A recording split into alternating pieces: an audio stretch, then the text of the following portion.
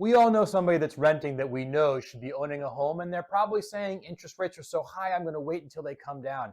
Over the next 3 minutes, I'm going to give you 3 different ways to explain to them why it's still beneficial to purchase a home in a higher interest rate environment. It's Peter Shabri with Lockbox, and I'm going to give you those 3 ways to communicate right now. Number one are the usual reasons that you want to be a homeowner. That includes things like having a fixed housing payment, the ability to improve the property, and control a little bit more of your life versus being kicked out by your landlord if they decide that they don't want you in there anymore. So the first one is to have a little bit more control over your life. The second one is that this is kind of the first step in the path to wealth. As a homeowner, every month, part of the money that you put down goes towards principal. The rest of it goes as a write-off against your taxable income. And of course, there are opportunities for the property to appreciate naturally, as well as to force appreciation by doing improvement projects to the property. All of those create wealth for homeowners.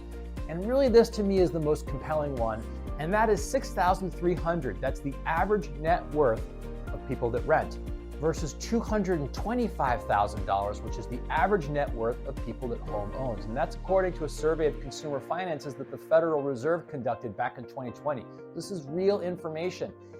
Real estate home ownership, because of the benefits that I identified right here, is actually the first step in the path to wealth development. And we see that in the contrast, that stark contrast between $6,300 for tenants and $225,000 for homeowners. And finally, I want to give you some language because people can still say, yeah, but interest rates are so high.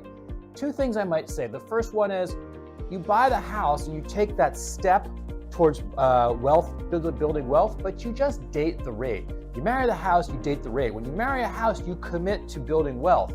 The rates can change. As interest rates drop when the economy gets back on track, well, then you just refinance and you lower your income, your mortgage payment. And the other one is, and I know you guys have heard this one, but I do love it when people complain, when renters complain about how expensive interest rates, you simply answer, I know it's egregious. Can you believe you're paying 100% interest on your rent? So there you go, guys.